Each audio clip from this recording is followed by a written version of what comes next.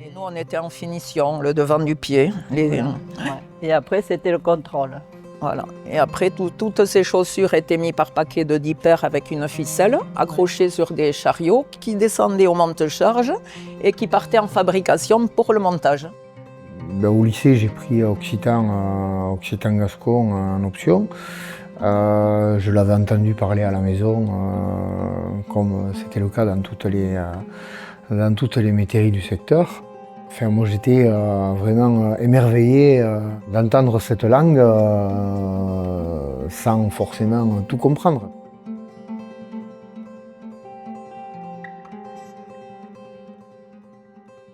Ce sont les deux sites de Tyros et Tos dans les Landes qui sont touchés. 307 salariés sont aujourd'hui dans une totale incertitude. Nous sommes dans l'ancienne usine Adidas qui a fermé en 1995, où on a subi les licenciements. Et ici, c'était l'atelier de fabrication. Et avec Yvette, on travaillait en piqûre, qui est le bâtiment à côté. À cette époque-là, oui, on avait une très bonne entente. Hein, Oui, c'était à la chaîne, il fallait travailler. Ah oui, on était au rendement. C'était au rendement. Ah oui. Oui, on n'avait pas trop le temps de s'amuser ni d'aller faire une pause aux toilettes. Hein. Mais au début, de toute façon, on faisait beaucoup d'heures. Hein. Oui. On faisait jusqu'au samedi matin, des fois. Hein. Qu'est-ce que je fais dans la vie? Je suis paysan à Saubrigue et à Saint-Jean-de-Marsac, donc sur deux communes.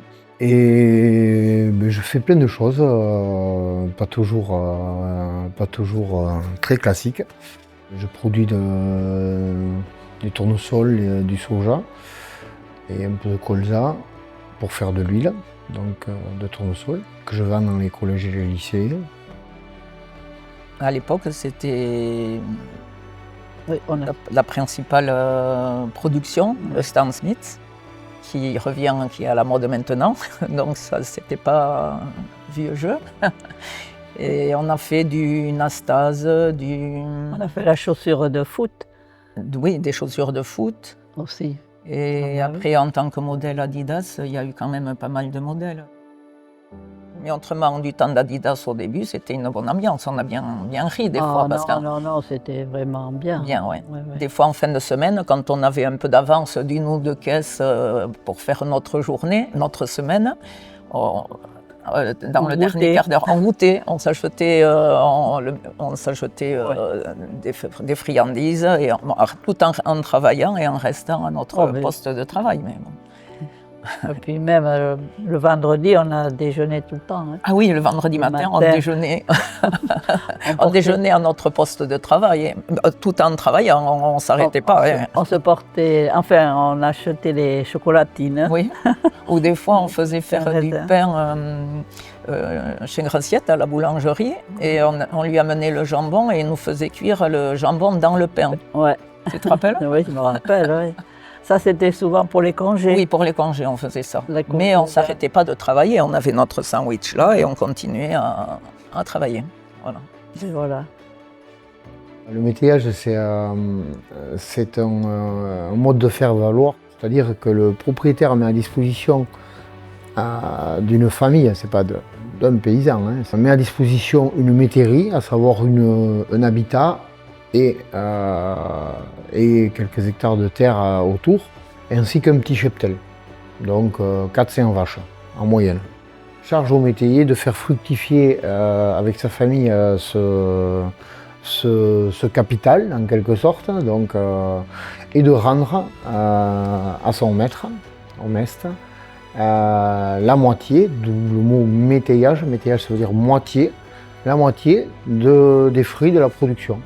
Et donc ce statut-là, il a perduré dans les Landes très longtemps, jusqu'aux années 50-60.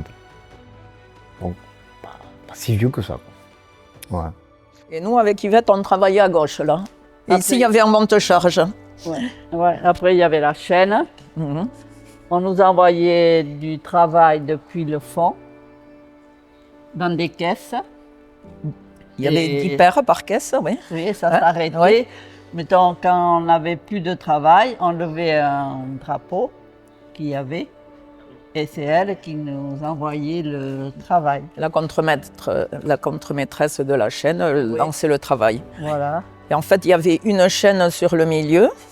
Et de chaque côté, il y avait des rangées de machines à coudre, Oui. les unes derrière les autres. Et il y avait 3 chaînes comme ça. Oui. Et à chaque chaîne, il y avait un contremaître. En 2009, on a, avec mes tantes, avec quelques copains, on a monté une association qui s'appelle Dassiken, qui donc en gascon veut dire on est d'ici, avec pour vocation justement de transmettre le patrimoine immatériel. Moi, l'idée, c'est que les gens, le tout à chacun, puisse comprendre, se mettre à la place d'eux, et en tout cas psychologiquement ou sociologiquement. Voilà, c'est ça que je trouve intéressant. Parce qu'en lisant des lettres d'autrefois, des lettres de poilus, de la famille, en regardant les carnets de comptes de mes grands-pères, voilà, c'est des gens qui n'avaient pas été à l'école, qui écrivaient magnifiquement bien, qui comptaient juste, et qui avaient un bon sens paysan, mais alors, voilà, si je dois retenir quelque chose de mes moments avec eux, c'était ça, quoi. C'était des gens pleins de bon sens, et qui avaient été habitués à partager, et à partager des fois pas grand-chose. Voilà. Et ça, c'est des faits marquants, et c'est des faits qui me semblent intéressants de transmettre aussi.